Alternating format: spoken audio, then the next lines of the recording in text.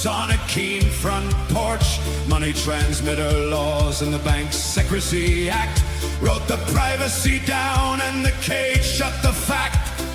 Code is free speech. Code is free speech. Walk them all home. Walk them all home. You said the war was over. Pardon them all. Pardon them all. Pardon them all. Ian ran the embassy in Keene, 8 years for digital cash. Free them all. Roger fought from Spain, 50 million and a gag order. Sterling Golf stood on the map, 12 and a half on a black box. Rome and Storm wrote the contract, retrial, 40 years on the table. Keown built the wall at Christmas Eve, Morgantown. William wrote privacy at 67, 4 years from Lisbon. Ray banked the unbanked, schools in his name deported. Mr. President, you said the war was over. Patel said code is free speech at the podium. But the seven still wake up in cages, and the war or lose Congress. Hey! Code is free speech. Code is free speech. Walk them all home. Walk them all home. You said the war was over. Pardon them all. Pardon them all. Pardon them all.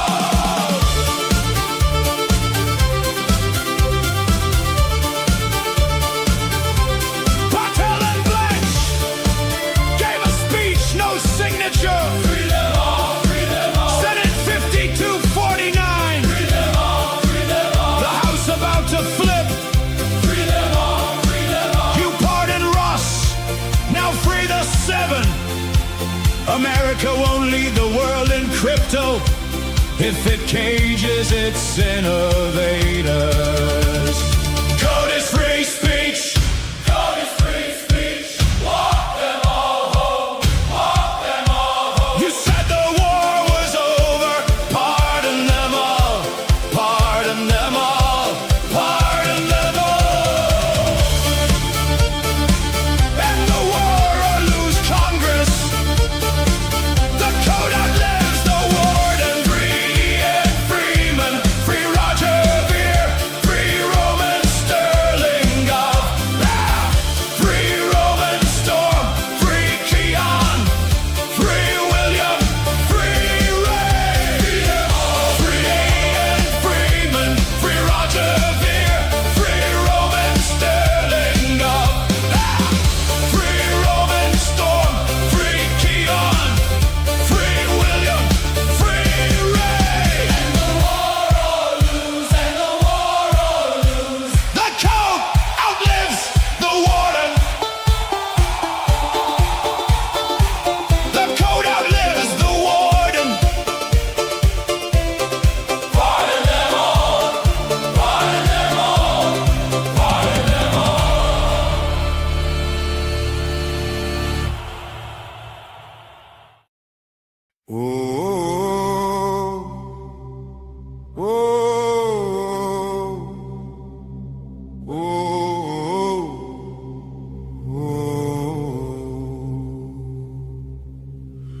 Live free or die, but death's not the worst. It's waking up empty, it's dying of thirst. Trading your days for insurance and pills, while the machine builds your cage and you're paying the bill.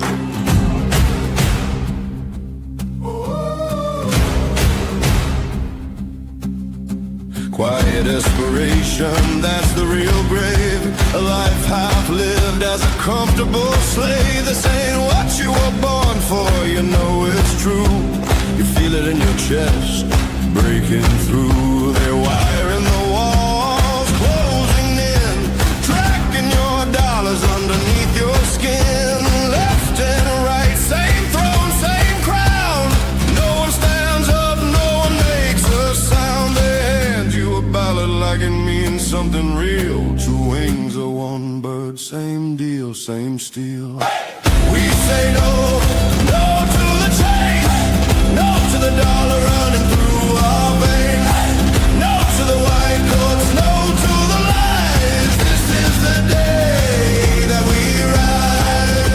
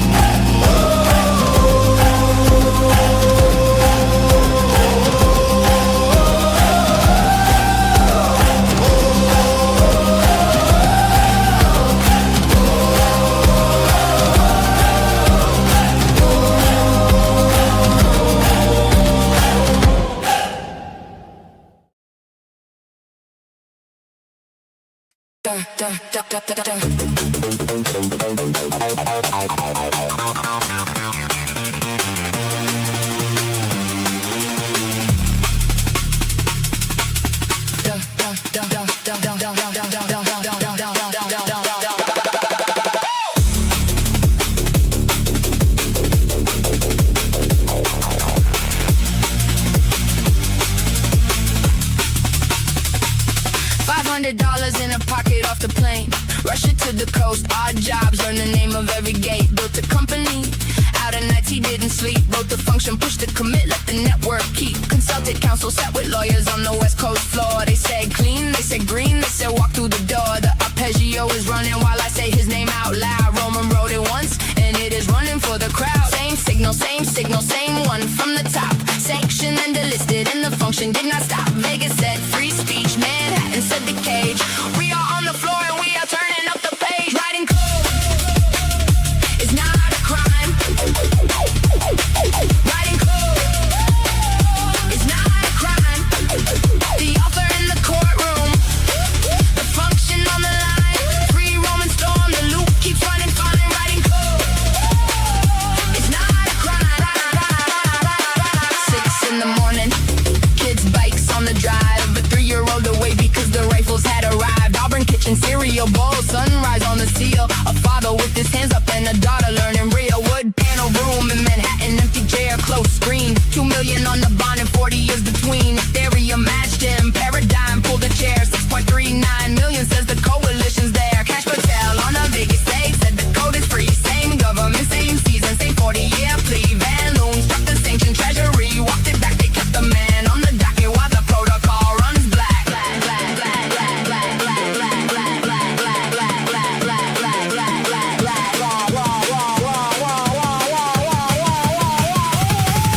October 26, 2026, Southern District Failures Room 1, count on the sticks. Jury hung on 2, and the government said again the operator address is 0, and the pool does not end. He never held your funds, he could not hold them if he tried. Bernstein said the code is speech, and speech has not died.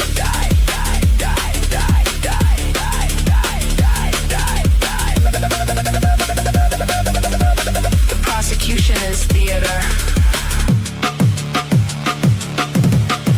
The code is permanent.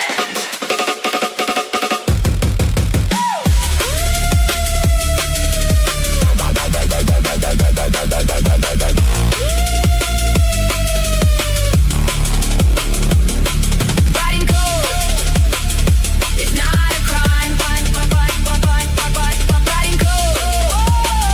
is not a crime. The author in the courtroom, the function on the line. Free Roman storm, the loop keeps running fine. Writing code is not a crime. Writing code. Writing code is not a crime. Mathematics doesn't negotiate. The nodes don't ask permission. Free or in a cell, the function still executes. The math outlives the docket. The math outlives the docket.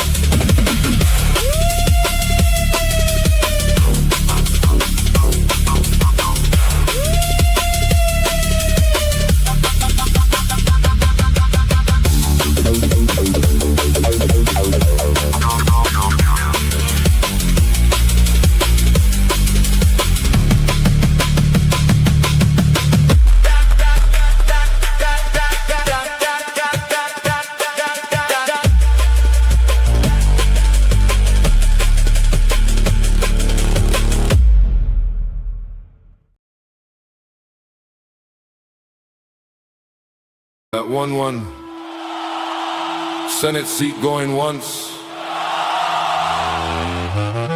50-50 in the room, 1 point in the state. Bids on the floor. Left, right, and every road we hear you.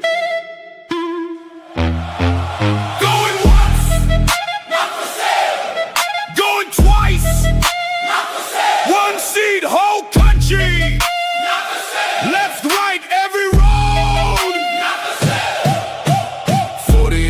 table out of Vegas in the spring. Adelson wrote the check, the leadership funds the ring. 17 for Sununu, biggest bet in a decade. Republican Jewish coalition where the introductions are made. Yeah. Back in the wings, the pro-Israel Pax machine. 15 and a half already carved Massey off the scene. 55 to 45, most expensive house ever run. Kentucky was the warning shot, New Hampshire's lot one. Where the floor, we hold the margin, we already know the price. We counted every zero and we already told you twice. Stop surveillance, Sununu. Retribution for Massey.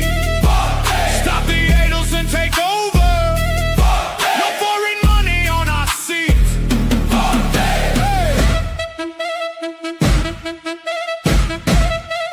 Not to Sununu, oh, hey.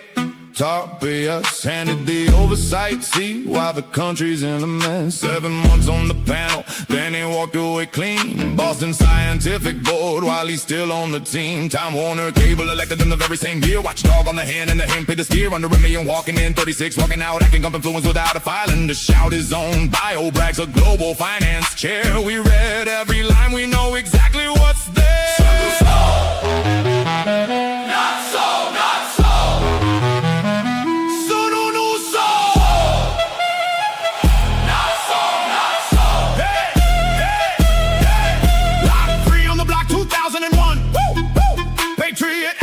Yes, then voted to extend the bond. National ID way through inside a war bill. Records taken in secret and a gag to keep you still. One database of everyone, no warrant on the door. They can ask your bank, your doctor, and you'll never even know. Not for sale. Not for sale. 2016, one man on the ballot line. Aaron Day drew 17,742 that time. I lost the seat by 2017. That's the margin, that's the lever, that's the math, the room is seen. The check clears in Vegas, the podium's in Manchester, but the floor holds the key and the floor is the register. This is not incompetence. This is conquest. Stop surveillance, Sununu. Retribution for Massey. Stop the Adelson takeover. No foreign money on our seats. Stop surveillance, Sununu. Retribution for Massey. Stop the Adelson takeover. No foreign money on our seats.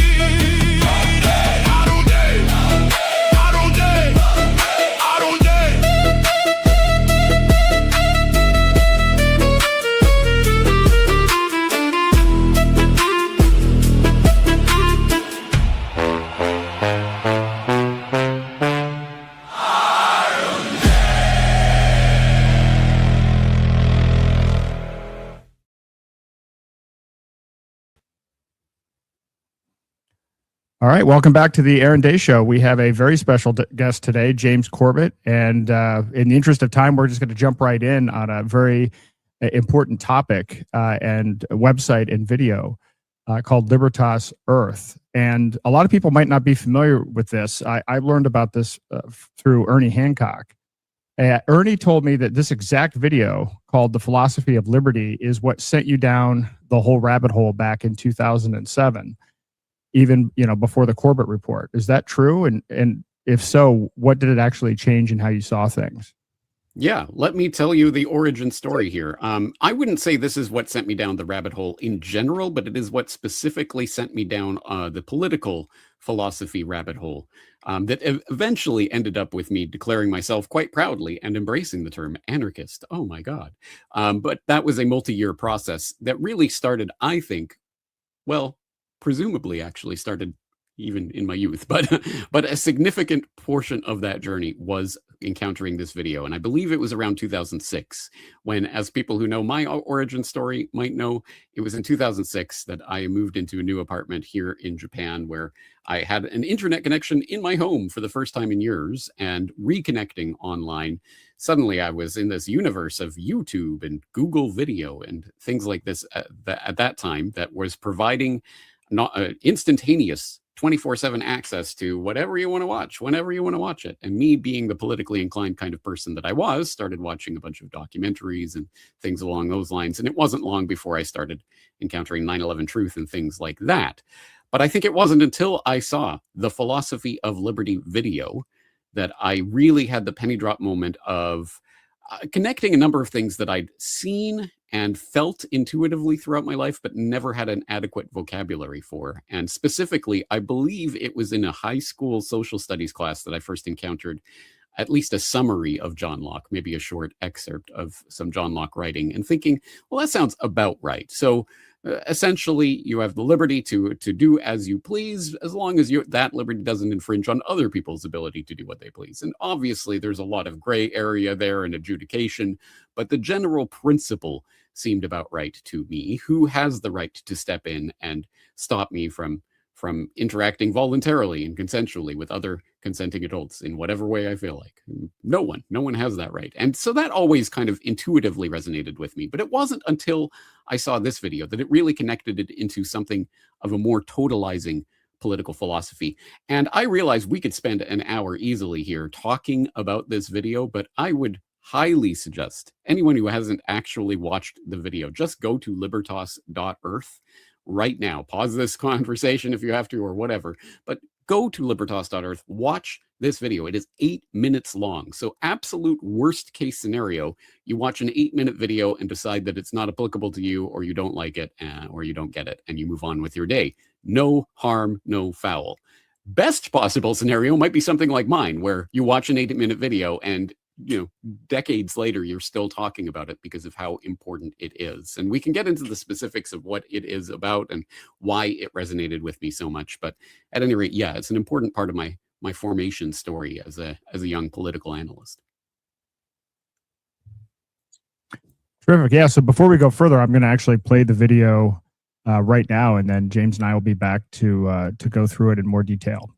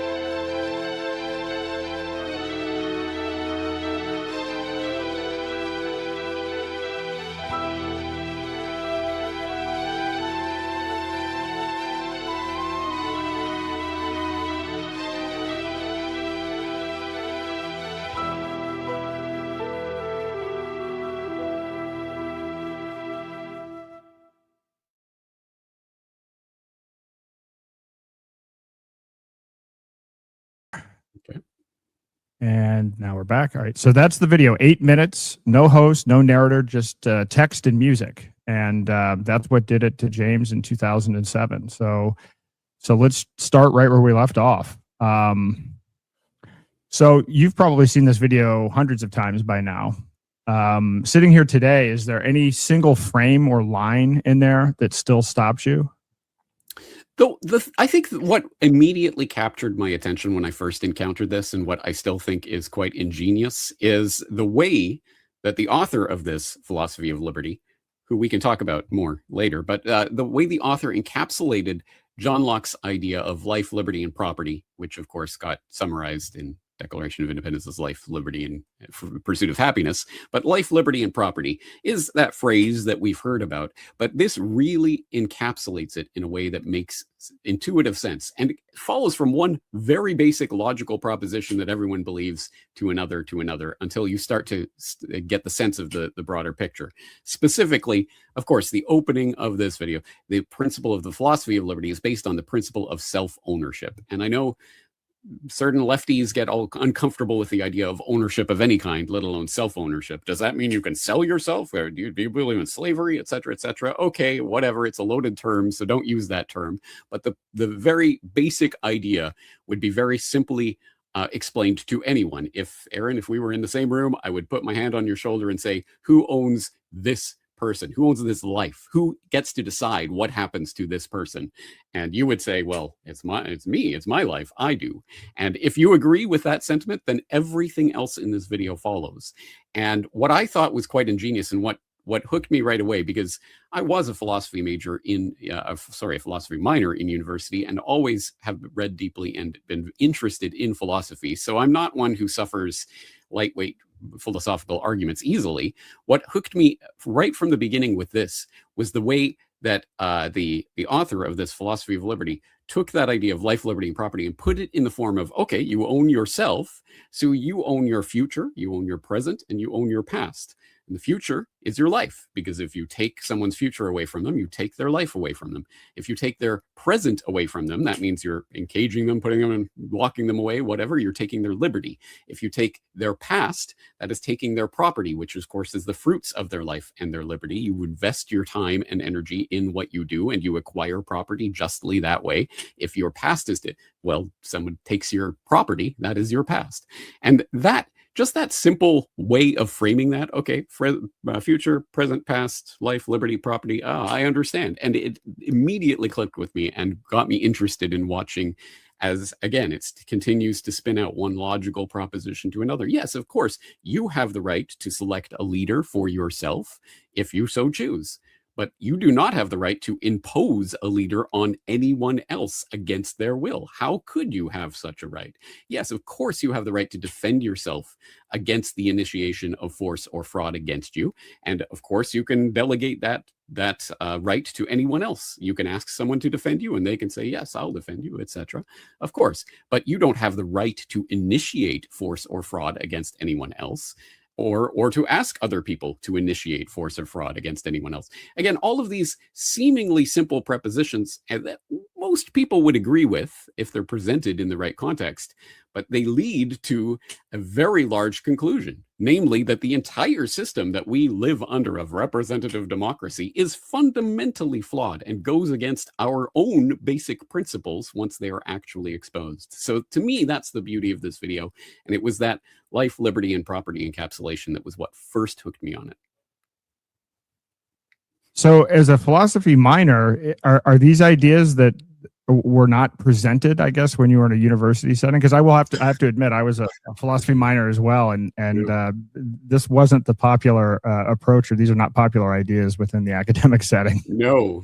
To be fair, I took a lot of 20th century European philosophy. I took a Marx class, etc., of course, because of course that was offered in the philosophy department. Why not? But I never took a course on the philosophy of liberty or anything that even really concentrated on that. So for me, this was something of a revelation at any rate. As I say, I'd been exposed to Locke and Jefferson and people like that in the past, but I'd never deeply studied them, and certainly not in an institutional academic way. I would have assumed that being in the US, I would assume Americans would be exposed to more of this type of philosophy in their education, but maybe not. And we can get more into that with where this philosophy of liberty video actually comes from. Yeah, that's a great next question. So who created this? When did they create it? What's the backstory here? All right, so people who are interested, at Libertas.Earth, underneath, once you watch this video, there is a About This Project tab. And once you open that, you can get a video that I did with Ernest Hancock. We did a co-interview of Ken Schooland, who is a professor, well, now I believe retired professor of economics at a university in Hawaii Pacific University. And his story is that back in 1980, as a professor of economics in Hawaii, and as he says, probably the only Austrian economist, free market economist in the Pacific region, he was recruited by the Libertarian Party of Hawaii to start creating a series of 90-second radio spots for the local all news radio station, just introducing people to some of the basic concepts of free markets and free people. And so he took that on and started producing these short segments around the concept. He decided to take the idea of Jonathan Gulliver, Gulliver's Travels, sorry. He decided to take that idea, Jonathan Swift's Gulliver's Travels, and then put it in sort of a modern context, but someone learning about economics through these travels that he's going on. So he created this character, Jonathan Gullible, and he created this series of stories introducing basic concepts like the candlestick maker and petition and things like that from Bastiat and Hayek and Mises, and introducing basic economic concepts like that to a general audience. And after he'd created a bunch of these, at some point, I can't remember who, but someone proposed, well, why don't we collect them together and publish them as a book? So in 1989, they published a book of Jonathan Gullible's Adventures. The Adventures of Jonathan Gullible, I believe, is the name of the book. And again, it's just a collection of those radio scripts. Fast forward a couple of years, and Ken Schooland is in the Soviet Union in Russia, right after the fall of the Soviet Union, right after the Iron Curtain collapsed and the Berlin Wall and all of that. So in that very interesting time when Russia is converting over from the Soviet system to its modern incarnation, and he met a tour guide who was extremely interested in this philosophy and found out about Ken Schooland's work and was grilling him on it. Apparently, he'd been interested in Ayn Rand and reading that. So he was very, very on board with these ideas. As it turns out, this tour guide later went on to found some sort of grocery store chain in Russia and is now apparently a billionaire. But anyway, at the time, he was literally just a tour guide. But he proposed, well, why don't we publish that book in Russian here in Russia for the Russian audience? Because, hey, we're going through this incredible transition and people are trying to wrap their heads around the idea of not having the government literally telling them how to run their lives and what to do with their entire lives. So I think people would benefit from this type of information. So they ended up publishing Adventures of Jonathan Gullible in Russian right there at the dawn of the modern Russia. And because the Russian people were under decades, generations at that point of Soviet indoctrination, they didn't really even understand the concept of property or liberty. Some of these basic concepts that, well, the government tells us what to do. The government, taxes, whatever. The government just takes whatever they decide to take every year, and they give us whatever's left over, right? How does any of this work? So they asked for that Russian edition of this book specifically for some sort of introduction that just lays it all out, lays out this philosophy of liberty in as few words as possible. And so Schooland took it upon himself to create this script, that's just a basic sort of introduction. And that is essentially the script that became this video. It was, so that introduction to the Russian edition of that book then became sort of the epilogue to all of the editions of the book. I think it's published in 58 languages around the world at this point. And it became quite popular. And I can't remember the exact details, but at some point, some enterprising young liberty promoter took that script and decided to make it into a video. And this was at the time, I believe in the 1990s, when flash animation was still like the cutting edge technology. So this is why it is essentially a stickman flash animation video. I mean, it looks positively antiquated, but actually I think it probably works in its favor right now because we don't get distracted by the animation and whatever. It's just the concepts being presented. But anyway, so this was condensed from that introduction to the Russian edition of that book. And from there, that's where it took over and activists started taking it up. Ernest Hancock has been talking about it for decades. And it was Ernie, because we have a conversation every couple of weeks on his Declare Your Independence radio show. And it was at some point on that show where I was talking, probably not for the first time, about this video and saying, that was such a great video. It was really formative. It really helped me. And Ernie was the one who said, we need to make this a thing. We need to get this in front of people once again, because now is a good time for people to wake up to the philosophy of liberty. So it was really his project. He spearheaded, why don't we create this website, Libertas.Earth, easy to remember, simple address to type in. You go there, you get the video, and oh, you can get some more information about the video. So that's why this website really exists right now.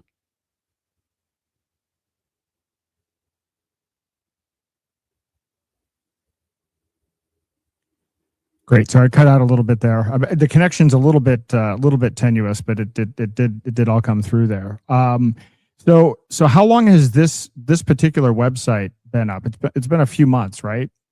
Yes, I don't remember the exact date, but it's something like, it's definitely within the last 4 or 5 months, I'd say. Yeah.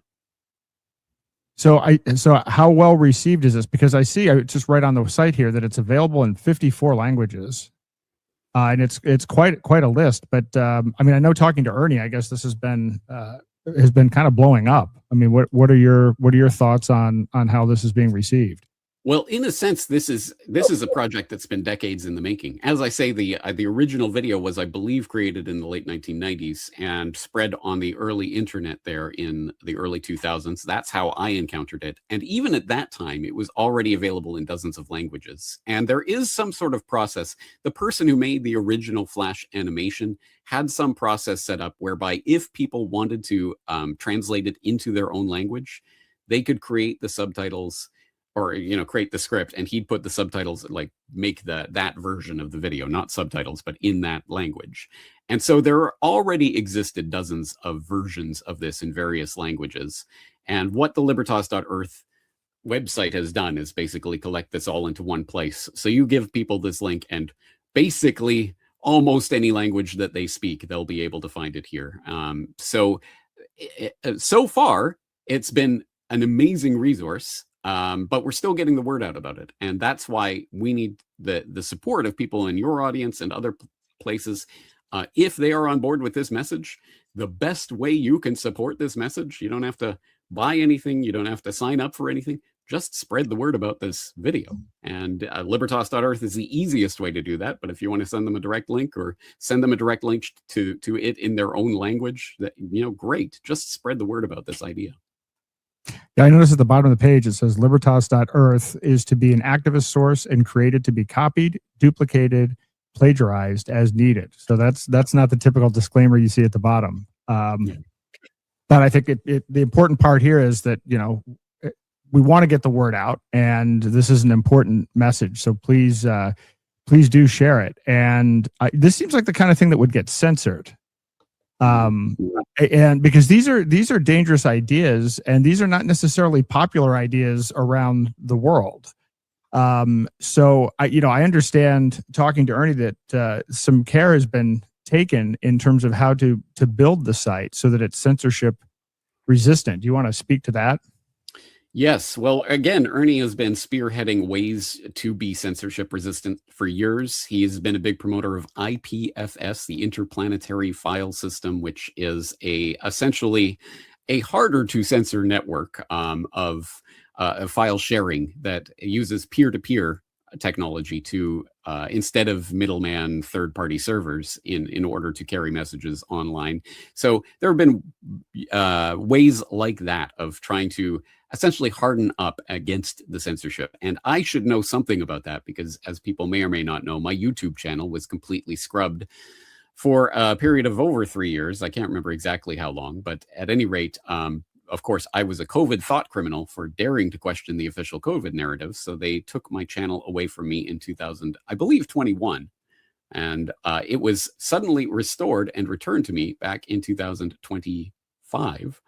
And what changed exactly? Somehow I had gone from I'd vaguely violated community guidelines somehow, and then suddenly, oh, you know what? We've reviewed, and it turns out you didn't violate the community guidelines after all. Here's your channel back. Yay, wonderful. Well, of course, that's how censorship works in this modern era. And even more, I think, disturbing than the outright censorship of being able to take a channel down like that is the algorithmic censorship, whereby they can put their thumb on the scale and make something go viral, or they can put their thumb on the other end of the scale and stop something from going viral. So when you're dealing with platforms like YouTube, you have to understand these are enemy information operations platforms that have been designed, obviously, to promote propaganda. And so you're probably probably not going to go viral unless it goes into the most absolutely organic way of word to mouth resuscitation. No, what am I saying? Directly recommending it to your friends and family and directly sending links to people. That is the only way this type of information will go viral on a platform like that. That's why, of course, this video is now, for example, the player that is embedded on Libertas.Earth is BitChute, which at least is slightly less censorship happy than YouTube, shall we say. It's also on Odyssey, Rumble, etc. It's even on Facebook, because why not? Why not get it out on every platform that we can, but know that there are the backups like IPFS and other such backups that exist for that possibility of censorship. And yes, absolutely, censorship exists, outright censorship as well. I'd like to think that this video would fly under the radar of a lot of would-be tyrants out there, if only because it is innocuously, almost disarmingly trite and charming looking. Oh, it's just a flash animation with just, a bunch of philosophical text. What's the big deal? I would imagine a lot of people who are worried about these things, they'd probably be more interested in those influencers and memes and the things that are going viral with the youngins these days. But I again, I think that's actually the power of this video, is that it is so innocuous in some ways. Yeah, and the music, I was playing it again in the background. As I've seen this before, but I was playing it today, and my wife was like, "Wait, I've heard that music before." And of course, she's like, "What are you working on?" And she comes over, and she of course has seen the video. So this is it's a phenomenal video. Now, of course, it's funny if, as you say that, I'm thinking like if I just heard that music someday, I would instantly be able to put it back to this video. And again, I mean, it's been 20 years since the first time I saw this video, but instantly that music was.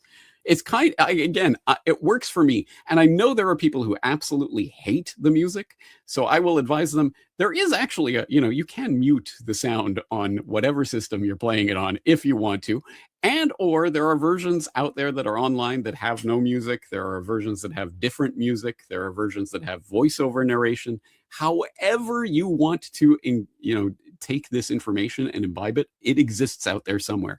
And so, the point of Libertas.Earth is not you have to go to Libertas.Earth and watch this one video in this one format in this one place in the one way that we tell you to. No, it's everywhere online. So however and wherever you find it, in whatever form you encounter it that you like, that's the point. Get the word out about that. So if the music bothers you, then don't worry. There are many, many other versions you could use. Personally, I really like the music for this. I don't know why. It's kind of hypnotic in a way. It just kind of blends in with the flash animation in a way that I find pleasing.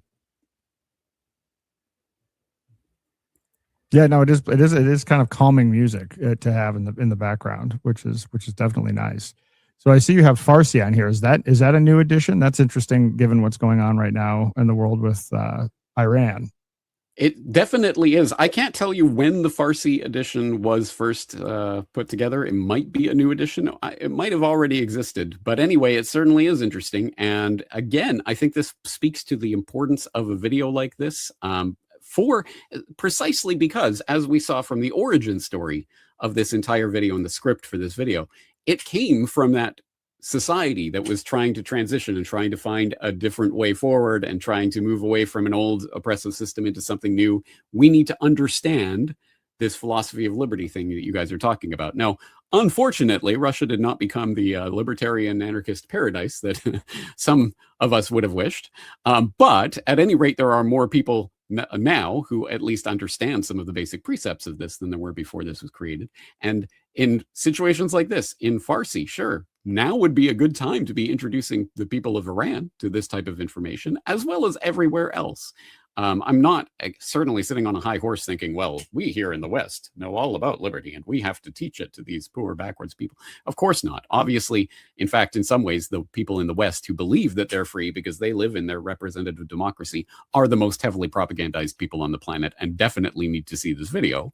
But having said that, it is a great tool to be using in all these types of places where people are obviously searching for a different way forward. And this is what I would like those people to be encountering, rather than propaganda about whatever, how the BRICS are going to fight against the evil NATO oppressors, and that's going to be your savior, guys, or something along those lines.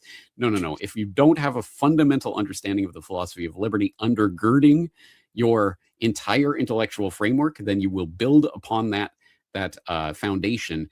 Whatever you build upon that foundation will itself be flawed. It has to be from a firm foundation of intellectual rigor and an actual political philosophy that corresponds to reality, lived human reality. Yeah, well, this needs to be dropped over Washington, D.C., probably more than anywhere at this point. So there's there are no cookies, there's no database. I mean, this is a true censorship resistant site that isn't kind of tracking anything. Have you seen any non-English speaking movements actually pick this up that's been surprising, where you've kind of been surprised where these ideas have actually flourished? So Ernie has the story. I wasn't involved in this particularly. I didn't even know Ernie at the time, but he has the story of back during the Arab Spring, back 2011-ish to 2012-ish. Remember the Arab Spring?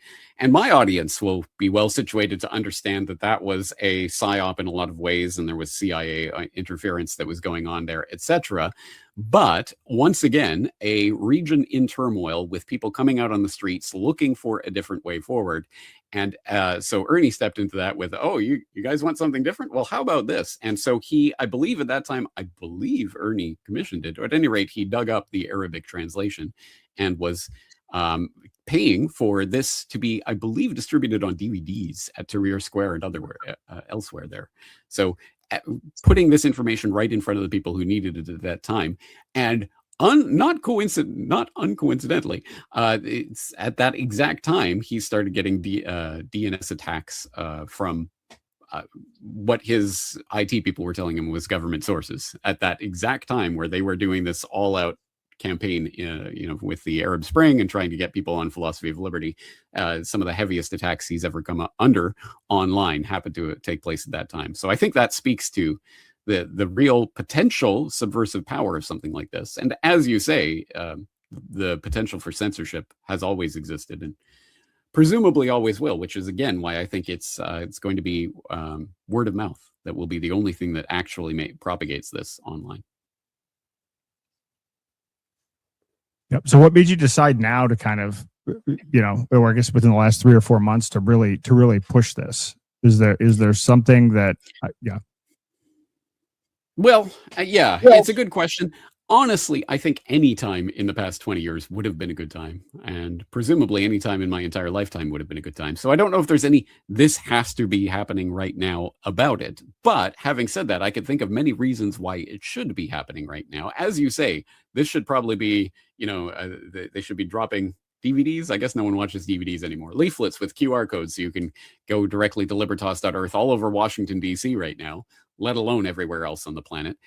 Because obviously, I think we have become unmoored from these philosophical concepts altogether. I think probably not one person in 100 in America these days, let alone anywhere else in the world, is actively thinking about political philosophy at all, let alone the philosophy of liberty. And of course, we've just seen the 250th Independence Day come and go. Yay, July 4th, all of that, hot dogs and fireworks.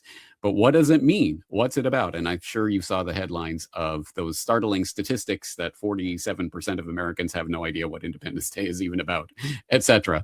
And I have often said, as I say, I am now comfortable with saying I am an anarchist. I do not believe in the validity of political authority. I think, like Larkin Rose, for example, I think it is the most dangerous superstition, the belief in government authority, etc., etc. But if there is any political document in human history that I can even at least mostly get behind with some reservations, it would be the Declaration of Independence. I think that is the closest that we have seen in terms of uttering and conceiving this idea of trying to put political philosophy, the real political philosophy of liberty, into some sort of somewhat political document. And so that's where I would say, hey, this is a great opportunity, guys. Hey, you remember this Independence Day thing you're celebrating, 250th anniversary and all of this? What does it mean? What's it about? hey, I've got this little 8-minute flash animation video for you. I think once you watch this, it'll put some of the pieces together. I think it might be an opportunity to introduce this to people who otherwise would have wouldn't even cross their minds to think about it, let alone to think in this way about it. And as I say, it is a ripe time for this, because the more and more we become unmoored from the political philosophies that have guided our forefathers and their forefathers before them for generations, the more we have been had that education drilled out of us, the worse things get. And I don't think that that's a coincidence. Clearly, tyranny is increasing in the world.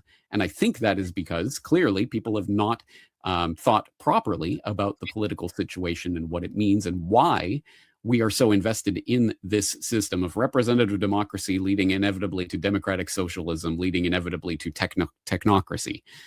That seems to me to be the logical progression of all these steps, and it is because people do not have the philosophy of liberty undergirding their entire intellectual framework. Yeah, that's why I thought the timing is great, because people are sleepwalking into technocracy and don't even realize it. And technocracy is absolutely the antithesis of this. I mean, under a technocratic system, you essentially surrender your free will. All of your decisions are being made for you with, digital IDs, programmable digital currencies, AI surveillance. And so, and I know it's difficult to broach the subject of technocracy with people because, if very few people understand what the Declaration of Independence is all about. Almost no one's even heard of technocracy, or they confuse it with technology. And so I think this is appropriate to get this out there and to get people thinking about these important ideas and the idea of self-ownership, because that really is at the core of all of it. Now let's be clear. Let's lay it out on the table. The philosophy of liberty, I think doesn't preclude the possibility of a technocracy from forming, insofar as if people are knowledgeably informed and give their knowledgeably informed consent to any given sort of system, then that system, there's no one from outside of that system that can come in and tell people not to do that. So if people are clamoring for the AI data centers and they want to be surveilled and they want Palantir watching over everything they do, and they're gladly signing up for digital ID because they want to do so and there's no fraud or force or coercion, then that is their choice. I would argue with them about that choice, but it wouldn't be for me to step in and stop them from making that choice. However, obviously, that is not what is happening. What is happening are backroom deals that are being cut between basically the intelligence agencies in the military-industrial complex and private contractors like Palantir that are doing their dirty work for them in this elaborate system that is designed to bamboozle and trick the public into sleepwalking into this technocracy that then has them in its clutches, which, as you say, I think is the opposite of what this philosophy of liberty is expounding. So I think, again, we have to understand what this is and what it isn't. This isn't even necessarily an argument against government itself. As I say, if you want to choose a leader for yourself to rule over you and you agree to abide by that system voluntarily with full knowledge of what you're doing, have at it, have fun. But that doesn't obligate me to be part of that system. And that, I think, is what we need to be arguing for. It's kind of like during the COVID times. If someone else wanted to wear a mask because it made them feel better, who is it for me to tell them that they can't wear that mask? In the exact same way is if I'm not going to wear a mask because I know it's totally useless, who are they to be able to tell me that I have to wear a mask? It goes both ways. And freedom is a wonderful thing, but a messy thing, because it means that we cannot impose our views on anyone else. Well, I think that the whole area of consent is an interesting one, because at what point do you really truly have informed consent? What are those dividing lines between force and fraud and not Excellent having? point. Especially not even just technocracy, but algocracy, because clearly we are being shaped by algorithms that we may not even be aware are operating, but are clearly shaping our viewpoints, our entire lives at this point. For people in your audience who might not be aware of the scope of this problem, I always invite people to look at the Selfish Ledger, which was an internal Google video from several years ago. It's just, I think, 10 minutes long. And it goes through how, yes, even internally at Google, they're fully aware and fully operating on the principle that algorithms and things that are happening behind the scenes on these websites that you're visiting and these apps you're using are going to shape your life. And if they can do that to any one individual, they can shape your decisions so that you end up being this type of person or being that type of person or going in this direction or that direction. If they can do that individually to any one person, then they can do that to individually to each and every person. And once you start talking about shaping the entire human population like that, you talk about a type of control that has, I think, never even been envisioned by even the most dystopian of dystopian sci-fi writers in the past. And yes, I think we need to confront that idea. What is informed consent, and how is what we believe we are being shaped by algorithms that we don't even know exist? And I'll give an example of that, actually, even in my own case. How much of who I am today is authentically some perfect and untouched me, and how much is it I've been influenced and shaped by various things that have been put in front of me for my attention over the years? And I have a podcast episode on this subject specifically. It's called Pricking the Filter Bubble. And in that, I tell the story essentially about how I fell down the internet rabbit hole towards 9/11 truth and things like that. How I became the James Corbett of the Corbett Report, and how much of that was shaped by, for example, what YouTube was recommending me on the sidebar back in those early days of YouTube, before the algorithm even became a shadow of what it is today. It was still there, it was still operating, and it was sending me in a certain direction that ended up with me here at the website doing what I do. So again, how much of me is authentically me? And at what point does voluntary informed consent actually come into the picture when we're talking about being shaped by things that we do or don't see, that you'll never know what you don't see because YouTube or whoever isn't showing it to you? Yeah, and one of the initiatives that I've launched a couple of initiatives that actually dovetail with this very nicely. I actually started out with a website called ownnothing.org. And the original idea behind this was, I was writing an article and I started thinking about these click wrap agreements that we sign. You know, your Microsoft terms of service, your rental car agreement, your stock brokerage agreement. And I started looking into these things. No one reads these. And in fact, it turns out that it would take you, I think the average person now signs 200, 250 of these a year. It would take you 2 hours a day, 365 days a year just to read these contracts. So of course, no one does it. You just skim through the end. So then I'm like, well, okay, well, what's in these things? And so I put AI to use and decided, well, okay, nobody reads this, but what if you could come up with a score where they'd analyze, well, what are we giving up in terms of your privacy, your ownership, and everything else? And I came to the conclusion that, we largely already own nothing. And that one of the most important things that we can do is kind of reclaim our free will along a number of different dimensions: owning your own mind, owning your privacy, owning your money, your attention, your body, your food, your kid's future, what you bought, your word, and AI.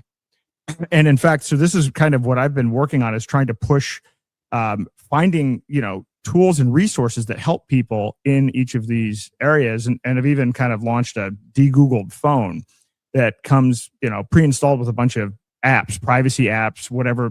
And in fact, I'm going to link Libertas.Earth to this so that when people get this phone, they can actually click to it right off the phone, because this is critically important. And it's really hard, as you said, to own yourself if you're not even aware of what's influencing you.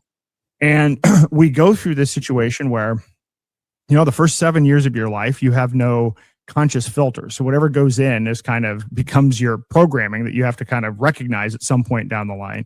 You can address. Then you go into government schools and you receive indoctrination for, whatever it is, 12 years. And then you have media, politics, and everything else. And so it's quite an effort. You're starting out. Most people aren't aware. You're kind of starting out in a deficit, and you have to become aware of those things. And I think this is critically important, as you said, even in your own journey. But with this video and the information at Libertas.Earth, you can begin to realize, okay, hey, wait a minute. Yeah, I do own my own life. But I think isn't it one of the scary things that people have with this idea is that if you own your own life, you also have to take responsibility for your own life. Absolutely. Yes. I wouldn't want anyone to come away from our conversation, and I don't think they would come away from the video, but I wouldn't want them to come away from it by thinking this is some sort of utopian solution to everything. And don't worry, all problems will be solved. Let's just make everybody free. No, obviously, to put it in Spider-Man terms, with great freedom comes great responsibility. Yes, of course, if you own yourself and your life and you're responsible for your life, that is a burden. Absolutely. And I understand why for most people, most of the time, they can't be bothered with a burden like that. Oh my God, just, tell me what to do, tell me where to go, give me my hot dog and beer and I'll be happy.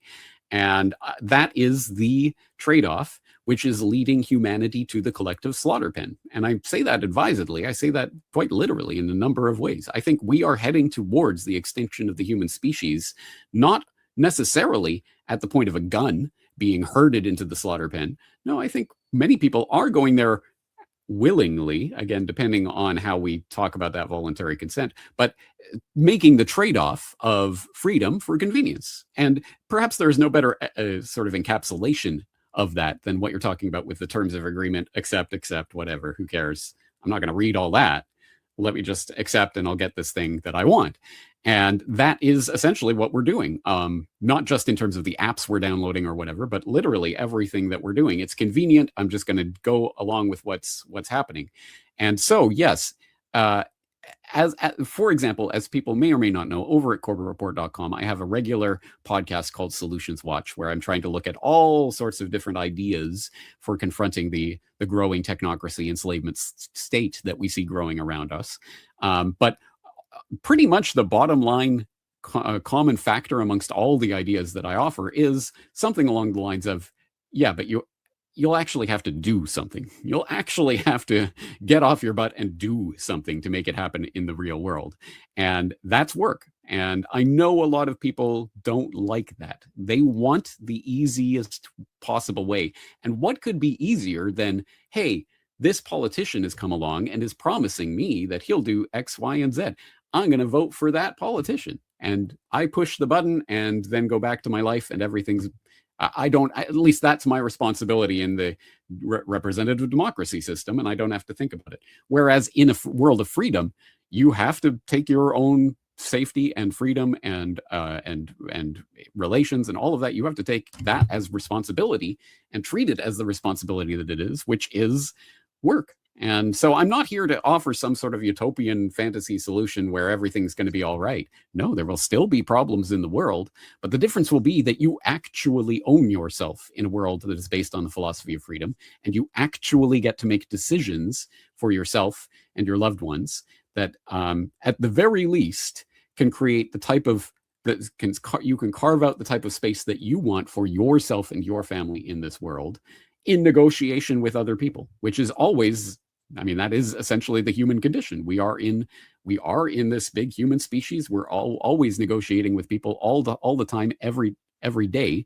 But the difference in the world that we have been steeped in, that we've been born in, that we've been indoctrinated in the public schooling system, is that we have been indoctrinated to accept the fact that there is always this silent middleman in every interaction that we have. The government is there between every interaction you have, watching over the shoulder, making sure you don't do this or you don't do that, or coming in to take you away if you do something bad as defined by the government, of course. And so, again, I'm probably preaching to the choir when it comes to your core audience on issues like this. But for people who have never thought about that silent middleman in every transaction that we have and how that skews the types of transactions that we have, well, this is a good opportunity to start thinking about that. Well, you never know with these things. Yeah, I always thought, I have an audience that it's pro crypto. Actually, it's kind of all over the map because it comes from different sources and different kind of parts of my life that are now intersected through this podcast. But I remember, with cryptocurrency and Bitcoin, the whole idea behind it was, hey, here's an opportunity to have a currency that has no third parties that people use for peer-to-peer transactions. And now, as we sit here today, it's turned into this thing where, you have a company like Michael Saylor's Strategy, which is selling shares in its company. So you're getting an ownership stake in a company that bought some Bitcoin, but doesn't even have it in its own custody, and then it's subject to all the rules and regulation. It turns out you're now more steps removed from actual ownership of the asset today than you were certainly when Bitcoin was launched. And it's even worse now, I would argue, than fiat, because it's highly surveillable. So, but what I found is that, with the idea, the early movement of Bitcoin, people were excited about this idea of peer-to-peer, and that I would own this in my own self-custody. And now people have never even heard of that idea. They don't even know that that was the original concept. So getting these ideas out there and this video and talking about the importance of self-ownership is important, even to people that may be listening to this, or people that have gotten into crypto and heard one thing and don't realize what the existing thing is, because the threat here is really substantial. This is needed because we have going on now the Clarity Act, which is the latest, which is, I would rebrand it the You Will Own Nothing bill, because what the Clarity Act is going to do is take everything that you own, not just the money that you use to buy and sell things, but your stocks, your bonds, your house, and it's going to create a digital token that represents those things. And that digital token is going to be subject to government regulation, surveillance, and it's going to have all of these third parties in it. So the what you talk about with these, the middle layer with government has somehow the powers that be have figured out a way to take the concept of peer-to-peer and turn it on its head and invert it. And so it's very important that people understand self-ownership in this context, because everybody is about to be completely dispossessed from everything that they think they own. You are completely right about that. And it's hard for people today to understand that unless they were there. I believe I started accepting Bitcoin in 2013, something along those lines. So early times, at least relatively speaking. And at that time, I would say that the overlap of people who understood the philosophy of liberty and people who were interested in cryptocurrency was almost a circle. I mean, it was a lot of overlap. Now it's a tiny sliver. And we need to improve that massively. Otherwise, as you say, the entire point of cryptocurrency was the disintermediation. That was, has anyone even read the original white paper? Of course, it was about getting rid of the central banks. And that was the very fundamental premise of this idea. And why would people adopt it anyway? And we have moved from that to a time where people are scrambling to adopt so that they can be compliant, so that they can file their taxes properly, so that they can then gamble in essentially a new type of casino, an online digital casino, which, like every other casino, is rigged anyway. So yes, the disconnect between the underlying philosophical backing and the technology itself has become far too great. And if nothing else, if Libertas.Earth could introduce or reintroduce the Bitcoin community and cryptocurrency enthusiasts generally to the concept of the philosophy of liberty, and why maybe they shouldn't be using Bitcoin at this point and maybe looking for privacy respecting coins. That would be to the good of humanity, I'd say. Well, I know we're almost at the top of the hour here. So I guess in wrapping this up, I see that there's a section here for promoters. So what can people do? Let's say people have listened to this, they've watched the Philosophy of Liberty video. How can they help? And what is the promoters section about? So promoters in this case is just a simple link swap idea. So for example, if you go ahead with your de-Googled phone idea of putting Libertas.Earth on the de-Googled phone, then let us know about it. And then we'll be happy to put a banner up for your phone on the promoters page. It's just that simple. If you want to promote this, great. And then we'll promote you back. And people might remember that's the way the early World Wide Web used to work. And maybe that's kind of the model going forward. It's not a paid thing at all. You don't have to pay. But if you want to promote your business by helping promote Libertas.Earth, great. Well, I know I'll be promoting it on all my sites and on the de-Googled phone as well. And I think this is terrific work. So thank you for everything that you're doing on this. And thank you for coming on today to share this with my audience. Thank you for having me on. Thank you for talking about this incredibly important topic. All right. Talk to you soon.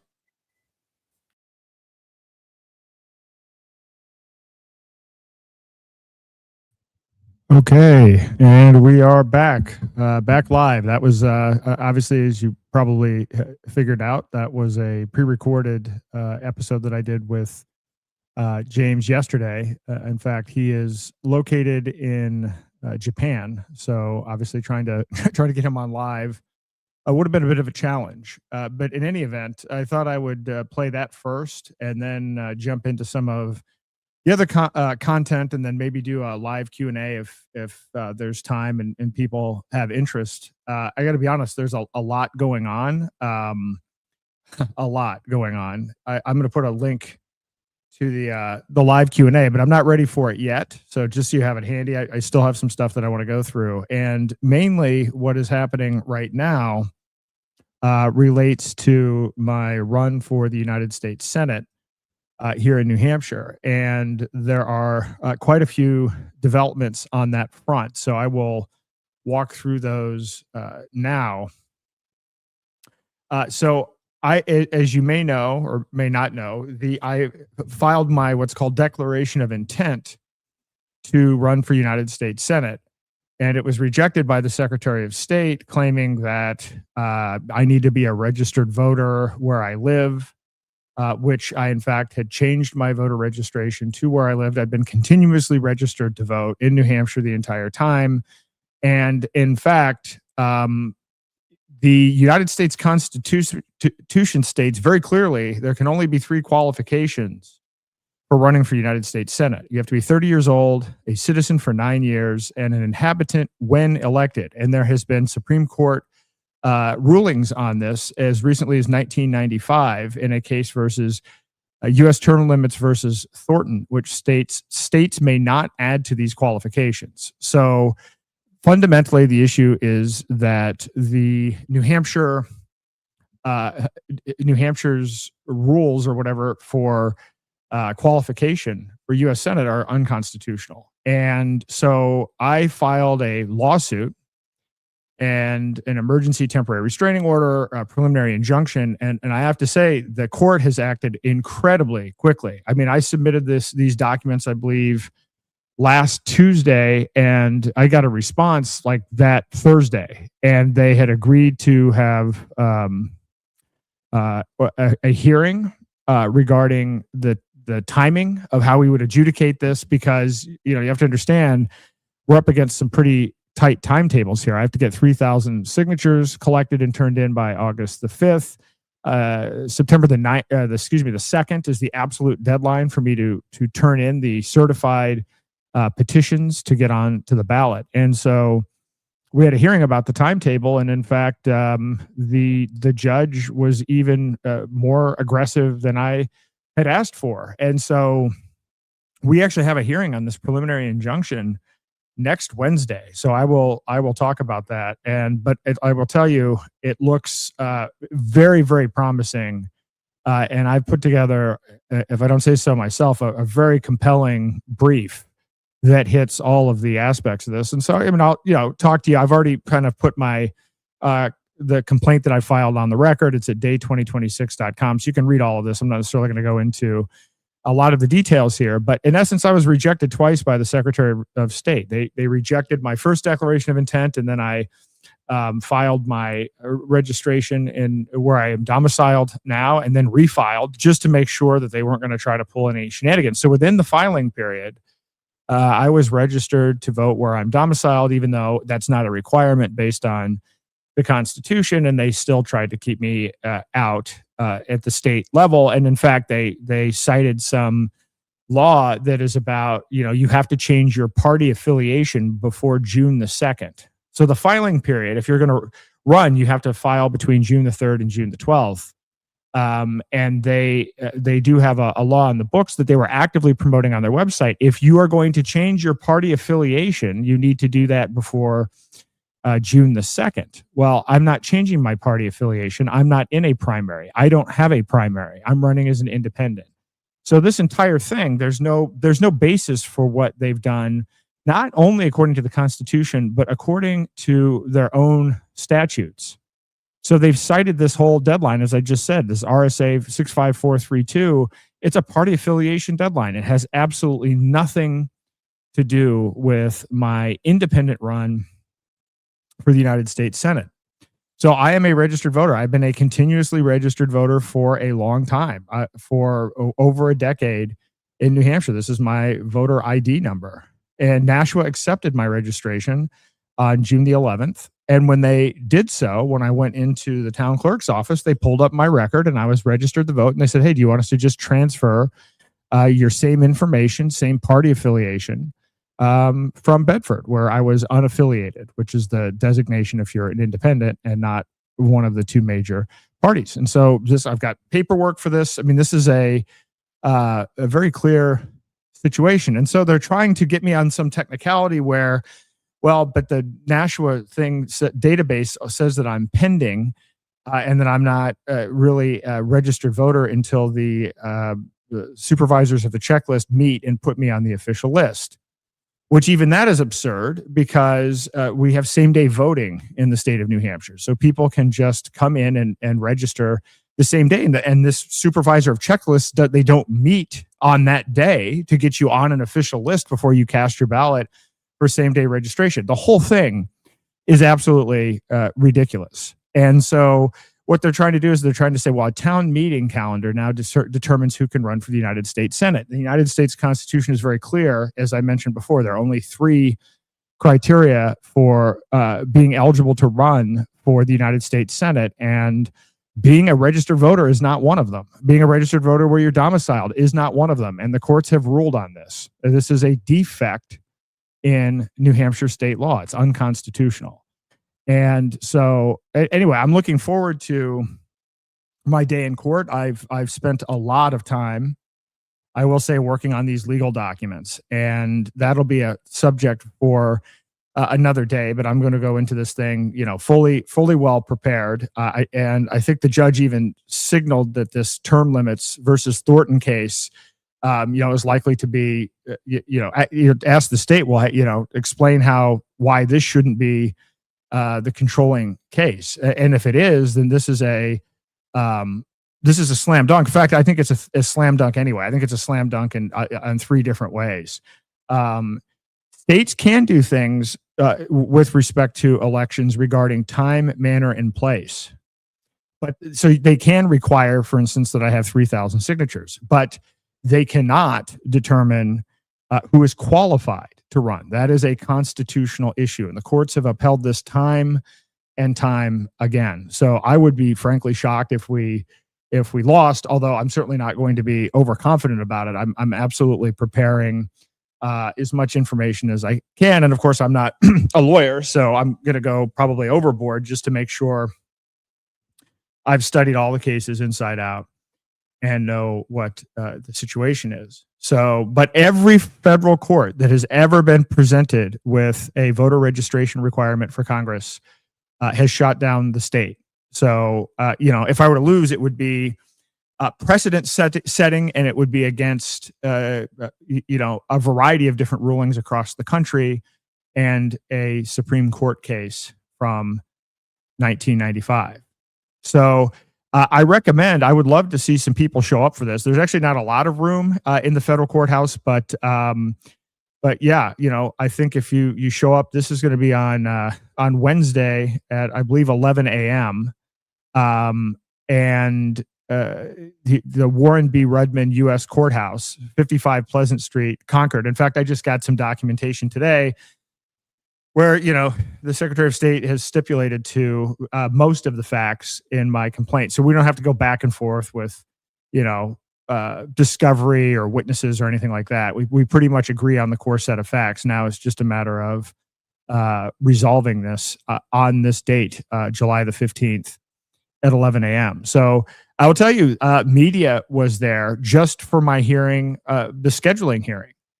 So we had somebody there from the New York Sun, somebody there from NHPR, which, I couldn't get anybody to cover this case, my election, for months as I've been kind of leading into this. So this case and this race will receive national attention because it is absolutely a critical and might be the swing race that determines the control of the U.S. Senate. And as I've said before, I have already served in this role before. I've already successfully run as a third party with the specific intention of holding the Republican Party accountable, and was successful in doing that. And a lot of people don't like this. A lot of people don't like the approach. A lot of people don't like to rock the boat. They say, well, there can only be two parties. If you're not going to vote for this, you're voting for the Dem. And I mean, we're at a point right now, as we sit here right now, I just saw come up on my screen, U.S. bombs Iranian nuclear reactor. Now, I don't know if that's fully true. Haven't fully investigated it.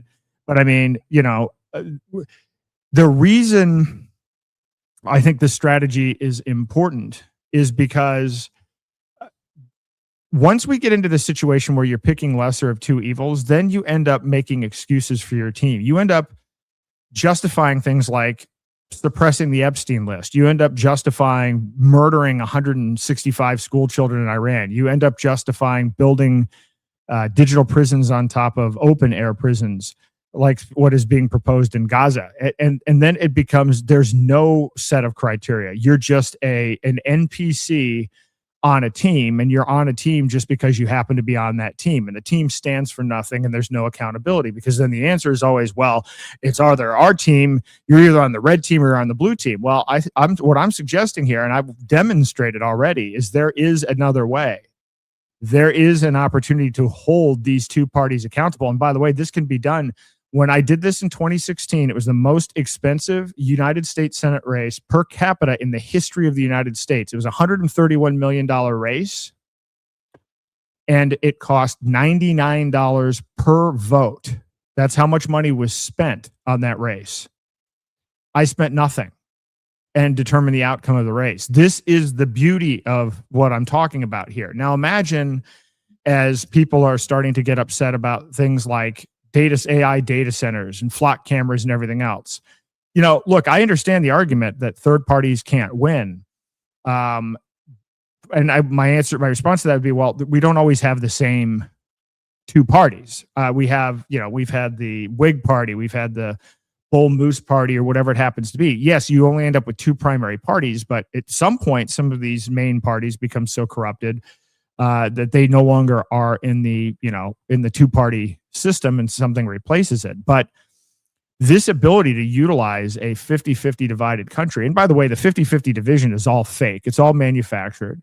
The technocrats and the people pulling the strings behind the scenes want us to be divided 50-50. So this is an opportunity to basically stick the bat right where, where, and say, you know what, we're not going to put up with this. We're not going to let you, continue to move us towards technocracy by having us believe that it matters which team we're on, red versus blue. This is an opportunity to really hold them accountable. In my case, I've issued the 4 demands, and the Republican Party is going to be held accountable one of two ways. They're either going to be held accountable before the election, or they're going to be held accountable after the election.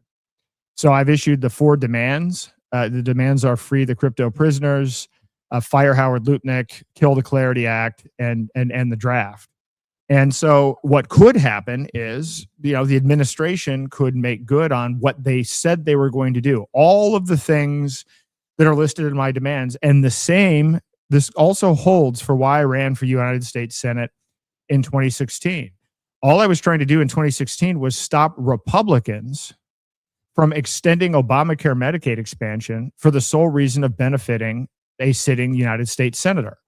And at the time, the opposition to Obamacare was the number one issue in the party platform for the entire Republican Party, and they went against it. So I'm like, hey, listen, if you're going to go against the number one element of your platform and something that the overwhelming majority of Republicans like, and you're doing this just to protect someone's job in Washington, D.C., then we're going to cost the person that job in Washington, D.C., so that you don't do that anymore. You don't engage in that kind of behavior. And the behavior is flagrantly going against the platform of the party. And in this case, frankly, I had 4 demands. It could have been 40 demands, because this administration is completely off the reservation relative to the promises. Remember, a lot of people that were excited 2024 before the election, they thought, America first, we're going to end globalism, no more wars in the Middle East, the war on crypto is going to be over, no CBDCs, and, we're going to lead the world in innovation in crypto. We're going to cut the budget by $2 trillion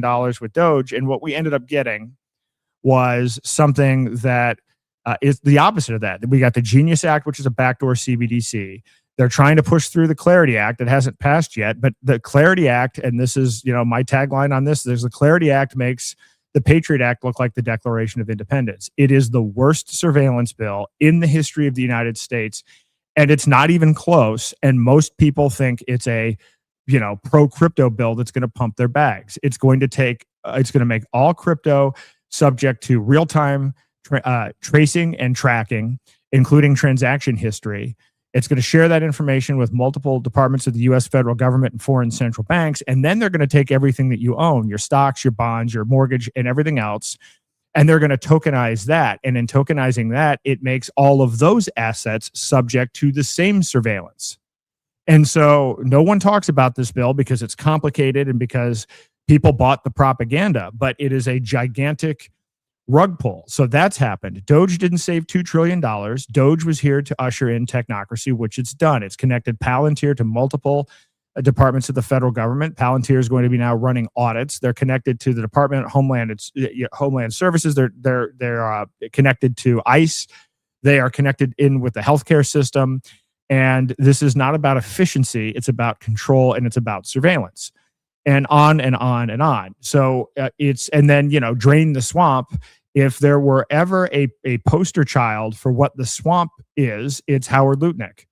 I mean, he's, you can't go around and claim you're stopping corruption and cleaning things up in Washington, D.C., and then bring Jeffrey Epstein's next door neighbor who, back tether before putting himself in a political position where he could benefit from it and his family could benefit from it, wrote the tariff legislation wrong, and then had his family monetize that by betting that the Supreme Court would overturn it. Lutnick's involved with the regulation of AI. Lutnick is the reason that Claude Fable was shut down and Claude Mythos was shut down. The whole thing, it's demoralizing. And so, again, I could have had 40 things on the list, but I picked those 4 because they're really related to not only are they broken campaign promises, but they're the most important issues, at least in my opinion, regarding technocracy, stopping technocracy. To me, the war on crypto prisoners, and the extension of it with newly charged people like Ray Youssef, the purpose of that is to prevent people who are effective at promoting solutions to technocracy, peer-to-peer digital cash, privacy, open source privacy tools. These are not people that committed any crimes. These are entrepreneurs who are actually protecting our constitutional rights. So the idea that these guys should be in prison, this isn't even one of these, these guys deserve clemency because they did their time or they learned their lesson. There was no lesson to learn. The lesson that should be learned is you shouldn't be putting people like this in prison. These are the people that we need the most, and we need them now. And so in any event, either there will be big movement on these demands, which I would say is just holding them accountable. And again, it doesn't even require political. People get all riled up about this. How could you demand this? How could I demand that they do what they say they do? How dare you say that's outrageous? What kind of political system do we have when you can't try to hold somebody accountable for their own word? This is how the state of the breakdown of the political system at this point. But if they choose to ignore those things and to continue to not fulfill their campaign promises, then the accountability will happen at the ballot box in November. And I'd love to get some comments. I'll play it again at the end. I did kind of an over-the-top music video with Sununu in it and everything else, but it encapsulates kind of what I think about this race and why it's important. And I just interviewed this morning with somebody from the media, and they're kind of looking at this and they're saying, wow, is this real? Is this an actual threat? But yeah, of course it's a threat. I've proven this. This race is, depending on the polls, anywhere between, Sununu's down by anywhere between 1 and 5 points. And Miriam Adelson has funded a PAC that's committed $17 million to this race. And I'm like, big deal. AOT spent a lot more than that. This isn't even, this is the largest, and I even say this in the music video, it's the largest allocation to the race that's been made since this happened exactly the same 10 years ago. So there's almost no amount of money that you can throw at this if I'm on the ballot to get Sununu over the finish line. And by the way, it has nothing to do with me. I want to be very clear about what voting for me is about. Voting for me is not voting for me because if I go to Washington, D.C., I can solve all of your problems. I am the ability for you to, with a clean conscience, express your dissatisfaction with the administration and, frankly, the technocratic lobbyist candidate that they put up there. And so it's not about me. It's about reflecting the spirit of the times. In 2016, people voted for me because they knew where I stood on Medicaid expansion. They knew where I stood on dislike of people in the federal government interfering with our state elections. And they had dislike for Kelly Ayotte's foreign policy and her close ties to John McCain. So I was an ability for people to express their dissatisfaction in a way that's pure, because if you do know me, and now increasingly in New Hampshire people do. I've been here for 17 years. I've been involved in politics for a long time, and I know a lot of people. I have been absolutely committed and principled. Some would say to a fault, but you know exactly where I'm going to stand on all these issues. And you know that I truly believe, and it is actually true, that the biggest threat we face is technocracy, and that I am very much pro New Hampshire, and that the biggest threat to New Hampshire is technocracy, and then followed up at number 2 by the federal government. Because no matter how much we do at the state level, no matter how much people want to believe that New Hampshire runs from the bottom up, it doesn't. And so the idea that we're just going to ignore Washington, D.C., and we're going to continue doing things from the bottom up is, as I say, the idea at the end of that is we end up being the freest plantation in the slave colony. It is not an achievement. You have to figure out a way to start mitigating and minimizing and reducing the control that Washington, D.C. has over the state of New Hampshire. And that hasn't happened. The federal government has a greater influence over what happens at the state level than 10 years ago and then 20 years ago. And in just one example of that is Real ID. In 2007, both parties came out in the legislature and said this is a horrible bill and it's unconstitutional. Fast forward to 2026 under complete Republican majorities. Well, actually, in 2016, Republicans put up making Real ID optional. And then this year, we're now taking taxpayer money and using it to make it digital. So my point to those in the Free State Project and those who say, well, we should just focus on local, you need to zoom out and you need to look at the growth and the expansion of the federal government relative to the growth in gains at the local level. This is an imperative thing to do. But if we are successful, either way, if we are successful in holding them accountable before the election, then it's a big win because it'll be a big win for the idea that you can actually fight the technocracy and that the heroes that are out there innovating, more people will be emboldened to continue to develop these kinds of solutions.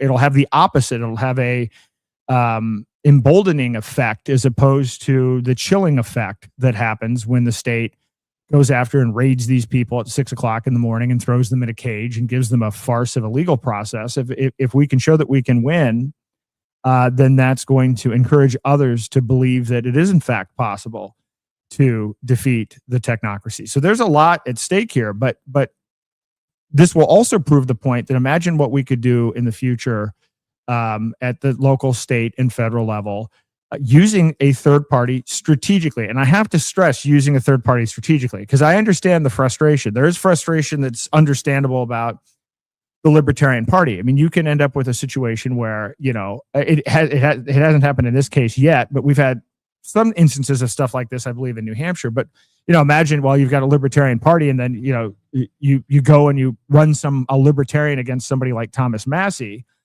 That would be idiotic. You would be cannibalizing yourself. You would actually be cannibalizing the ability to push liberty politically to the extent that you believed in that. But if you were strategic about saying, hey, listen, this is a 50-50 country, and there are billions and billions of dollars spent on these elections, and instead of it just being New Hampshire, maybe next time around we pick the 3 closest races in the United States where you can actually make a difference, where you can have leverage, right? And so, because again, for the parties, it's all about control. They have to have control of one or more of these branches. Obviously, they prefer to have all of it, but in this case, this is a big leverage point. I was on a X Space today, and I said, listen, I hated politics. I got out of it in 2018 and didn't expect to get back. My whole view was we need to build parallel systems, but unfortunately, those that are the most effective at building these parallel systems have been thrown in prison. So I've come to the conclusion that we need a multi-channel approach, and that multi-channel approach involves some aspect of politics. Not that we're going to reform the political system, but that we can throw a wrench in the works. Imagine, I'm going to add one other component to this. I've decided to represent myself on this pro se for a variety of reasons. Unfortunately, I have a lot of experience with the legal system. I've probably had 24 attorneys over the years for various corporate things. I've never sued anybody before, but I've worked with a lot of lawyers. I've been sued, a couple of times, not related to anything involving business, but related to actually election stuff, and going back to 2016. But I have had the experience of being a free stater, and part of being a free stater is you go to a lot of court hearings, and I've read a lot of documents. And my wife is also very, very familiar and very facile with the legal system here. And so, you also know I've spent a lot of time and money and effort using AI, and I've built a system here on this case where it's not you going to ChatGPT and say, "Hey, write me a lawsuit."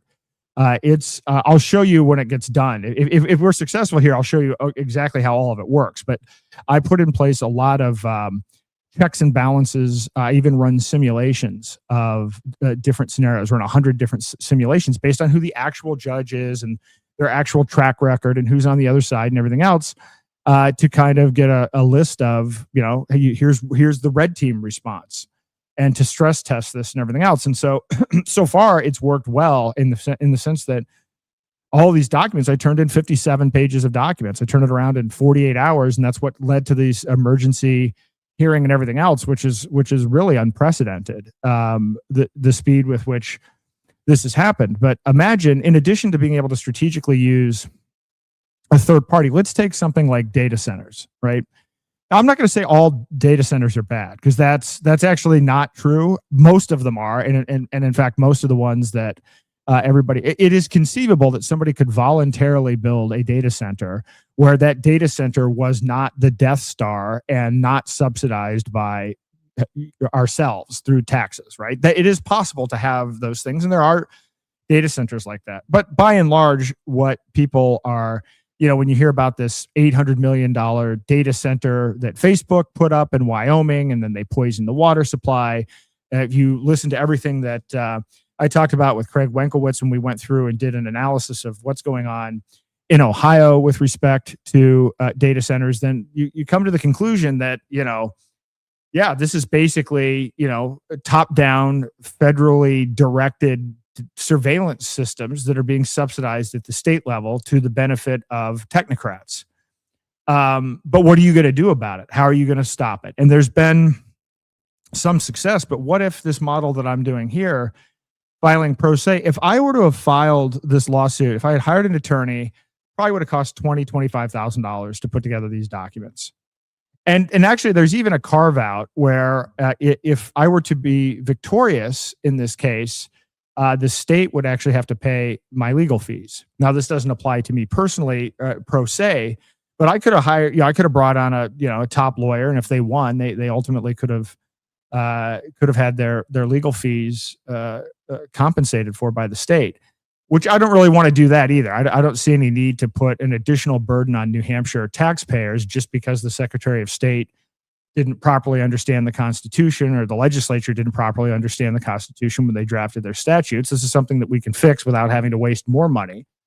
But in any event, if this works, imagine now if all over the country, imagine if there were 1,000 lawsuits filed pro se, where you had people in the towns filing the lawsuits and they were using AI to draft the lawsuits.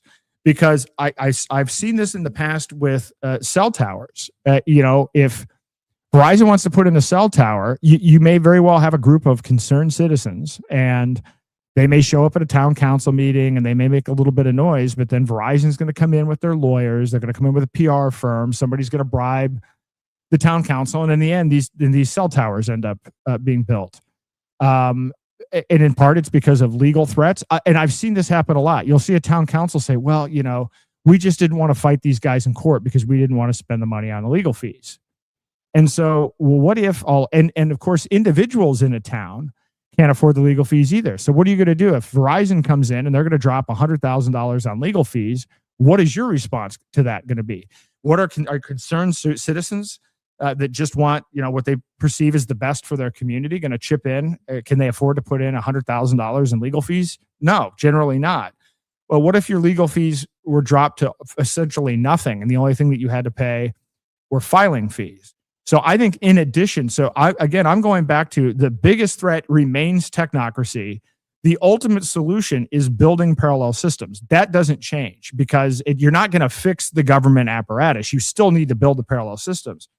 But the rate at which technocracy is expanding is happening faster than we're able to build parallel systems. And it's largely because there's no friction. There's no friction because Trump won and these are complicated issues. And so people just haven't investigated.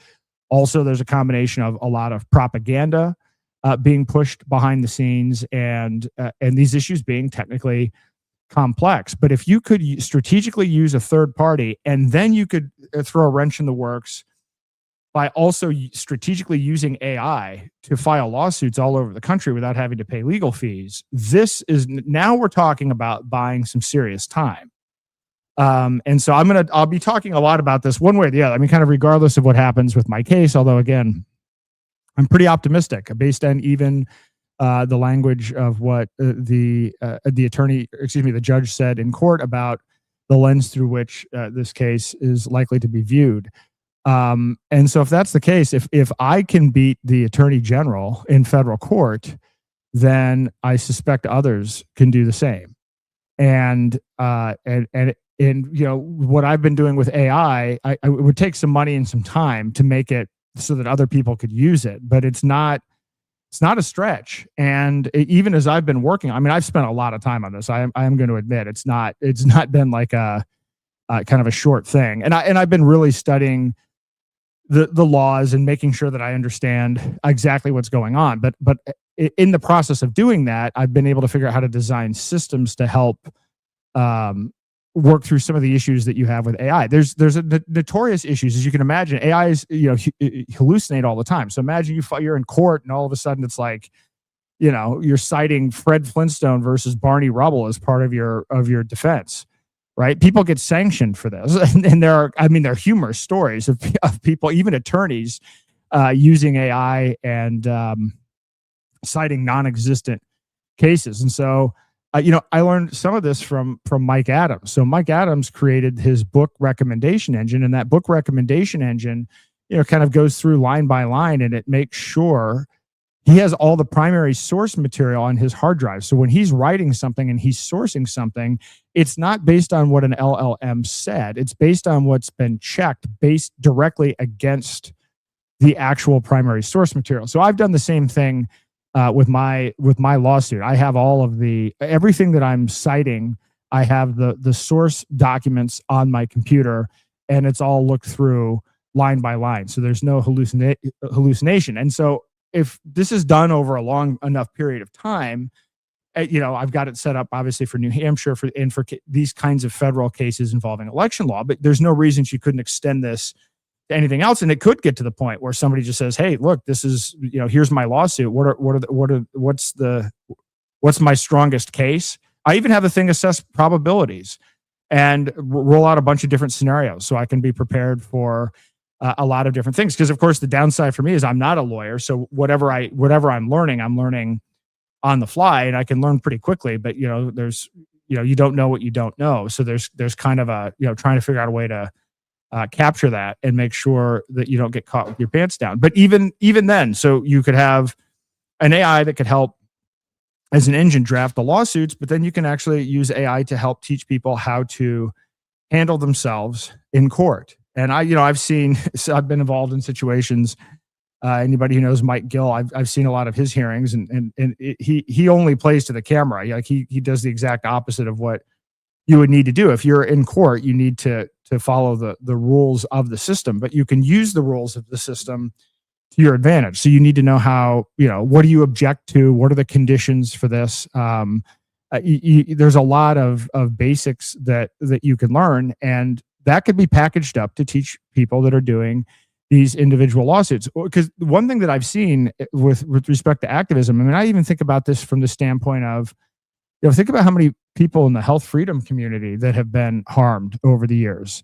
And the biggest issue is always, there's always this issue of, well, do you have standing to even file the lawsuit to begin with? Well, there are a lot of people that have standing, but can't afford the lawyers. But these are people that are very, very passionate. Like they'll dedicate their life to it. I mean, if their kid has been injured or killed as a result of, liability from some big pharma product, these are people that have an axe to grind. They'll go deep and do whatever they can to get justice. Well, if you empower them with tools where they can follow based on their interest and their passion and make the legal arguments, I think you would see, I think there could be a revolution on the basis of that. I think this would do a terrific job rather than waiting for some white knight lawyer to come in and save the day. Because I'll tell you, lawyers, they'll put in as much effort, but they win either way. I mean, even if they lose, if it's high profile and they're in the public eye, they benefit from it.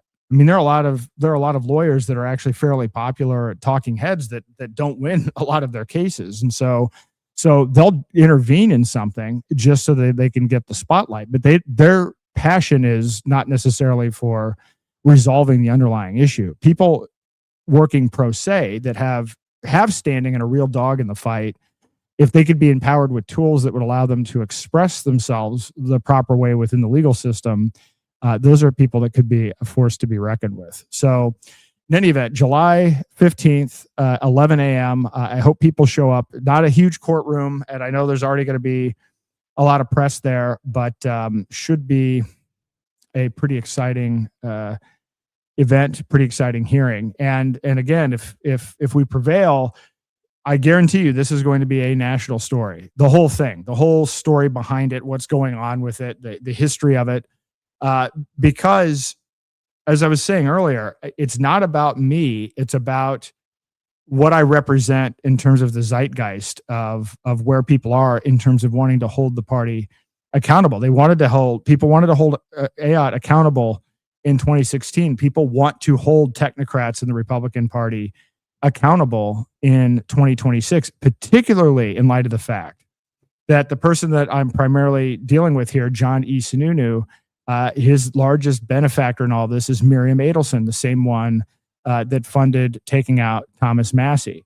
This is that people are absolutely pissed off about what happened to Thomas Massie. Even people who just 90 days ago would have said, if I went to them and said, hey, I'm thinking about doing this, like, oh man, no, we've got to work within the Republican Party. This is our best shot.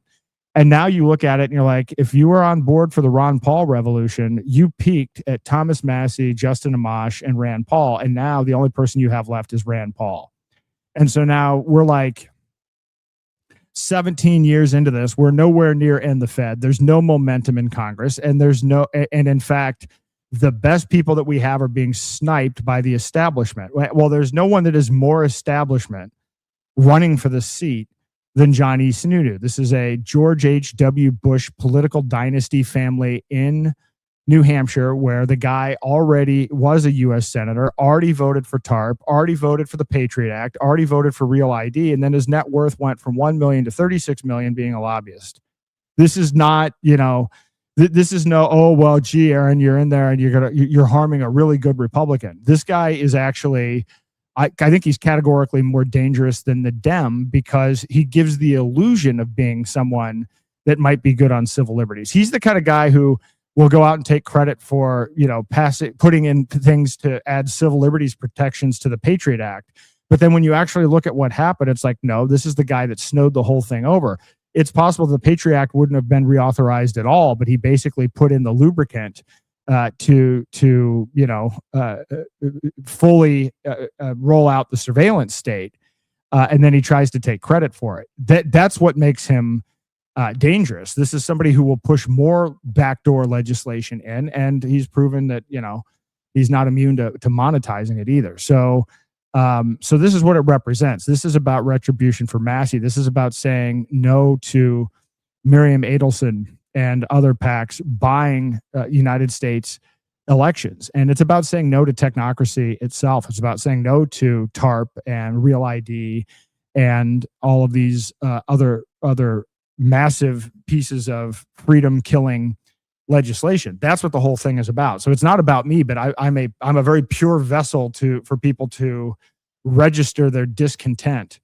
And if people like Tucker Carlson are talking about forming a third party, if you have people like Massey and Marjorie Taylor Greene and Nick Fuentes, there's a whole movement of people, if you're listening to this and you are a Republican, that are saying, listen, sometimes you've got to clean your own house and get your own house in order before 2028 in this instance. Like, they need to, it may be worth sacrificing the midterms to actually drain the swamp. And there's a realization forming by many that the swamp is your own party.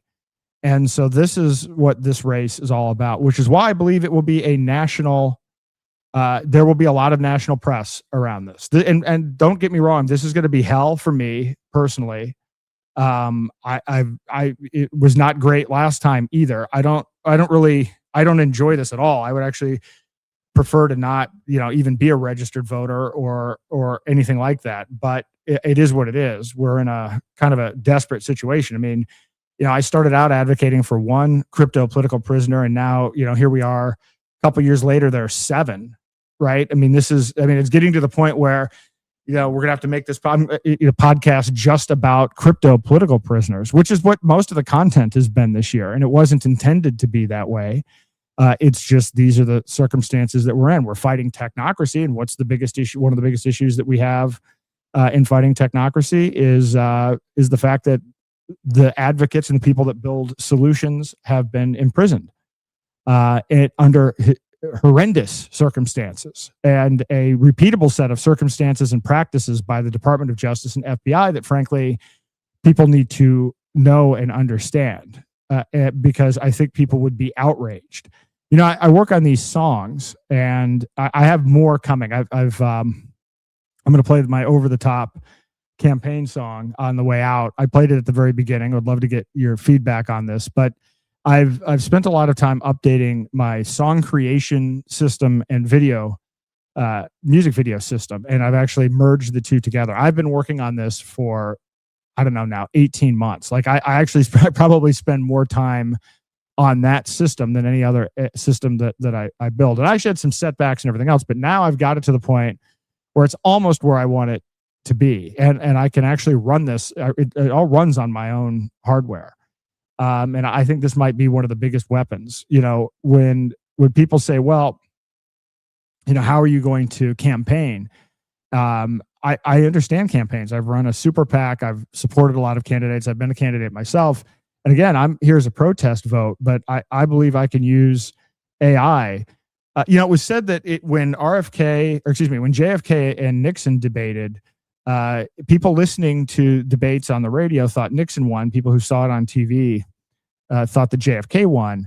I think they only had one televised debate, but it was completely lopsided because of the new medium of having the debate on television. Well, I will tell you, I believe this race is going to be the first in a whole variety of ways, and the use of AI is going to be one of those ways. And if you go to day2026.com, you can already see, I've produced more content than probably all of the other candidates running for U.S. Senate combined.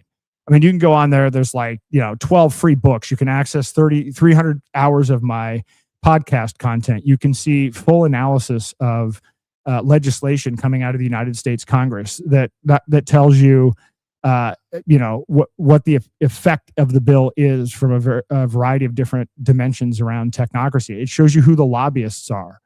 It specifically by name, not even just the firm, and who they represent. It allows you to track the money.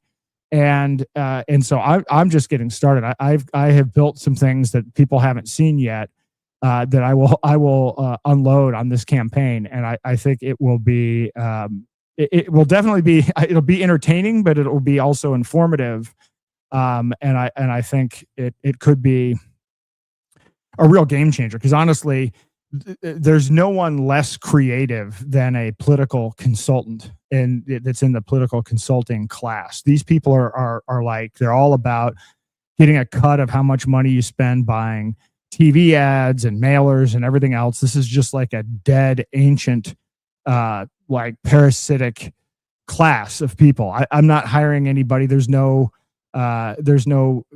media team. I'm not spending any money on, actually I got something from Comcast the other day. I'm not buying a single TV ad. I'm not buying a mailer. I am going to do one of two things. I'm going to heavily use AI in a way that no one's ever seen before. And then I'm going to do town hall meetings, but those town hall meetings are going to be about educating people about how to exit and build. It's going to be explaining technocracy and reminding people that your rights don't come from government. And that, I thought it was perfect. It fit great that we were able to have James Corbett on today to talk about Libertas.Earth. And I encourage you all to look at that, because that resonates, the whole philosophy of Liberty video that I played earlier on. And I'll share it out separately as well. But that video, that's important. I mean, that's part of my campaign message. You own yourself, not a politician. You own yourself. You own your own thoughts. You own your own actions. You own your own emotions. And no one has the right to force anything on you. You don't have the right to force anything on them. And engage with people in a peaceful and voluntary way. I mean, that's the art of my campaign. You don't have to vote for me to learn that. But frankly, people have forgotten. We're in an age now where, as James said, most people don't understand the Declaration of Independence. And I've said on this program, long before even running for office, I think 2/3 of Americans can't identify all three branches of government. Now, I think New Hampshire's built a little bit different, but even still, there's been creep here. There's way too much either dependence on the federal government or belief that we can't do anything about the federal government. And to be honest, I don't know which one of those is worse. The idea that we're just going to take this proposition that, oh, well, we're going to be shaken down by the federal government. They're going to take 50% of what we make, and there's nothing we can do about it. That kind of slow fail defeatist thinking is not why I moved to New Hampshire. It's not why the Free State Project was started. And it's not why, the tagline here is live free or die. It's live free or die, not, accept that the federal government's going to take 50% of your assets and control your life, and hope that you can create and salvage the best freedom out of that set of circumstances. That's not pragmatism. That's giving up. And so anyway, I won't spend a lot of time dwelling on that, but it will be a very interesting campaign, because I'm not going to deviate from anything that I've been doing. Part of the aspect of this as well is not liking the political process and wanting to get out of it. I'd spend my time on parallel systems. I'm going to make the most of it while I'm in it. I've realized it's a necessary thing to do, and it's the thing that I happen to be able to do based on my historical track record. It's something I think I can bring to bear to help some of our causes here, and some of the people that are helping to fight against technocracy. But I'm not going to waste time on it. I'm certainly not going to spend time doing what most politicians do, which is doing polls to find out what they think people want to hear and then lying to them about it. That's effectively how political campaigns work. And it's gotten to the point now with AI and big data and everything else where it's really targeted. I'm going to send this mailer to this group of people based on the information that we've gathered. And then I'm going to send this mailer. It's like, well, why are you actually doing this? Because then in the end, when these people get elected, they didn't get elected to do those things. That was just the propaganda to get them into office. Whatever their true agenda is, we don't get to learn about until we hear about it in the Epstein files or see their voting record. But that's, in essence, how this works. I'm not doing any of that. I've got people asking me, what are your views on this? How are you going to fix this? I'm not going to fix anything in Washington, D.C. The only thing I'm going to do is the best thing that I've seen done in politics is what Thomas Massie did with the Epstein files. I mean, it's been more effective than his voting record. We certainly haven't ended the Fed, but at least if people were to dwell on and analyze and keep up with and keep pushing on the Epstein files, you would have an understanding of how power actually works in the world and how money actually works in the world. And that is a great gift that Thomas Massie has given to all of us. That's all I could do in the rare occurrence that I actually won. That's it, right? There's not, oh yeah, I'm going to go to Washington, D.C. and sit down with the people protecting the Epstein's list. And what are we going to do? Negotiate, compromise, come up with a bipartisan solution to solve everybody's problems? It's absurd on the face of it to even suggest that such a thing is possible. I'm not going to treat people like complete idiots and lead them to believe that anything like that can happen, or that Democrats are any worse than Republicans, or Republicans are any worse than Democrats. It's all the same thing. They're controlled by, different interests, but actually the similar interest groups, just different people controlling those interest groups, and they're blackmailed by the same people. The whole thing is it's a dying enterprise. But in the meantime, if we don't throw a wrench in the works, we are all going to be finding ourselves in a digital prison together sooner than we think, at least those of us that make it. So this is important. And I'm going to ask for your support in terms of getting the message out right now. I mean, I am raising money in crypto. I'm not worried about that right now. We'll worry about getting on the ballot first. So that's not the big thing. And by the way, I'm also not going to be one of these, I want to raise as much money as possible. I want to raise as little money as possible to do what I need to do. But what is more effective, as you see my campaign materials come out, share them, because the campaign materials are not about me. The campaign materials are about the issues. So you're going to see, as you have, there's not much that's going to change in my content. You're going to see videos and posts and interviews about crypto prisoners of war. You're going to see stuff like, it's not that the Corbett interview has nothing to do with my political campaign, but I'm going to continue to put out that kind of information. I'm going to put out information about how politics actually works. I'm going to play the music video at the end. You're going to see how the Sununu family works. Even this trying to keep me off of the ballot is a fascinating thing. I mean, it's a pretty big deal if we win in federal court, but I would argue that why it's a big deal is, why is the state of New Hampshire trying so hard to keep me off of the ballot? And I know the answer, and it's completely political. It doesn't have anything to do with statutes or the Constitution. Because understand, if I'm successful at doing this, this is a threat to the two-party system. This is a threat to the people that control the two-party system, because it isn't about me. If you in your state could do this, you could run as a third-party candidate at various levels, and where you spot a 50-50 division where both candidates are horrendous, and where you're sick of each election being a bigger humiliation ritual than the one before it. If other people start doing this, the two-party system has a real problem.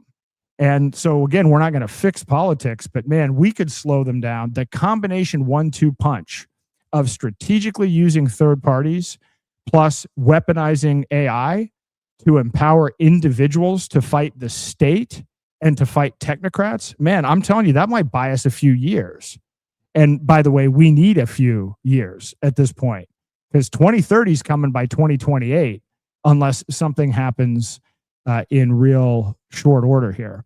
So I think I'm in the interest of time. I'm going to not do a long Q&A today. It's 8:00, so we've gone for 2 hours, which is short for this show. And these may be short for the next, I don't know how long, but at least while the lawsuit is going on, I may keep them, famous last words, but keep them around 2 hours or so, just because I've got to spend a lot of time working on some other things. But this podcast is going to be pivoting to action. And I think having James on today to talk about Libertas.Earth, watch that video, because there is action in there. Probably the most powerful thing that you can do is realize that you own yourself. That is the first step. And I actually talk about this with ownnothing.com, or excuse me, .org, if you talk about reclaiming your sovereignty, yeah, privacy is great and taking control of your money is great and everything else. But if you don't take control of the ownership of your own life, then the rest of it doesn't mean much. And so I'm going to continue to do things like, the Daylight Freedom Phone. And every week we're going to have, a segment with practical advice. And I'm going to bring in other people that have explained how they've improved their own individual sovereignty to share their stories. I do like making this more conversational. Sometimes there is just information that I do want to share and educate people on, and then other kind of circumstances and initiatives that I have going on. But I'm going to be bringing in some other people. There's some other collaborations that I'm going to be working on, which will be announced shortly. So buckle up, though. I'm telling you, this is going to be wild. And by next week, I don't know if we're going to have an answer or not. We may very well have the structure of the case. We're in front of a magistrate. And the magistrate will report and make a recommendation to the main judge. But based on the history of what I've seen, that this judge, I haven't found any examples of where she has not taken the recommendation of the magistrate. So I may get an indication in the hearing on Wednesday at 11 a.m. coming out of that. We may get an indication, or she may take it under advisement and issue her ruling and recommendation shortly thereafter. But I will say she is fast. And she has a history of being very responsive to election issues. I'm actually grateful for this because I've, as someone who spent 5.5 years in lawsuits where there was no trial and no deposition, where the entirety of the thing was about judges getting recused and like motion play back and forth, where literally 5.5 years was spent and nothing happened. The fact that, this has been accelerated, and within like 2 weeks of me filing the thing, we're actually having the primary hearing. That's absolutely fantastic. So it's possible by next Thursday we have an outcome on this. And so I was going to say what the topic is going to be for Thursday, but I next week. But I suspect it'll be heavily driven by the outcome of that hearing if we have some information on that. I do want to talk about some things going on at Zano next week as well. There's a new fork, and there's some technical developments that are important and exciting in terms of scaling up Zano in a whole variety of ways, in terms of making it easier for Zano to integrate with exchanges to get access to more people, but then also some fundamental changes that are going to make the network more secure and to increase the scalability of the network. So I may talk about that next week. It depends on what goes on with this case, but I'll leave you with my my new video. This one isn't finished. This is actually a draft. I was working on it today, so this will be tweaked a little bit from what you see here. But this is an indication of the kind of stuff, frankly, that I want to put out there, because we need to have some bold messaging, and I want to seize on the fact that people are sick of what's going on with the Republican Party. I mean, in the Democrat Party as well. But somebody says, well, "Why aren't you going after the Democrats?" Well, the Democrats aren't in power right now. But people are very frustrated. We have a one-party system all the way down the line, and the results that we're getting are inverted from what we thought we were going to get. And so, on the basis of that, I'm going to do some hard-hitting stuff. So I will leave you with this video, and we will be back next Thursday at 6 p.m. for season 3, episode 22. Have a great night.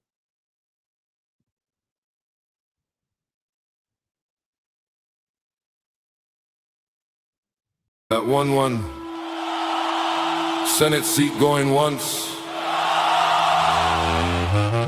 50-50 in the room, 1 point in the state. Bids on the floor. Left, right, and every road we hear you. Going once, not for sale. Going twice, not for sale. One seat, whole country, not for sale. Left, right, every road, not for sale. 40 on the table battle out of Vegas in the spring. Adelson wrote the check, the leadership funds the ring. 17th for Sununu, biggest bet in a decade. Republican Jewish coalition where the introductions are made. Yeah. Packing the wings, the pro-Israel Pax machine. 15 and a half already carved Massey off the scene. 55 to 45, most expensive house ever run. Kentucky was the warning shot, New Hampshire's lot one. Where the floor we hold the margin, we already know the price. We counted every zero and we already told you twice. Stop surveillance, Sununu. Retribution for Massey. Stop the Adelson takeover. No foreign money on our seats.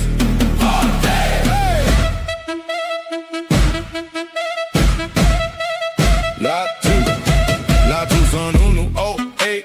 Top of us, handed the oversight. See why the country's in a mess. 7 months on the panel, then he walked away clean. Boston Scientific Board while he's still on the team. Time Warner Cable elected in the very same year. Watchdog on the hand and the hand paid the steer. Under $1 million walking in, 36 walking out, acting up influence without a filing. To shout his own bio brags a global finance chair. We read every line, we know exactly what's there.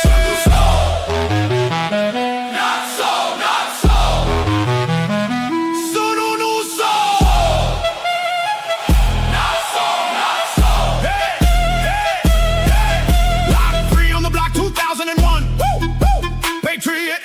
Yes, then voted to extend the bond. National ID way through inside a war bill. Records taken in secret and a gag to keep you still. One database of everyone, no warrant on the door. They can ask your bank, your doctor, and you'll never even know. Not for sale. Not for sale. 2016, one man on the ballot line. Aaron Day drew 17,742 that time. I lost the seat by 2017. That's the margin, that's the lever, that's the math, the room is seen. The check clears in Vegas, the podium's in Manchester, but the floor holds the key and the floor is the register. This is not incompetence. This is conquest.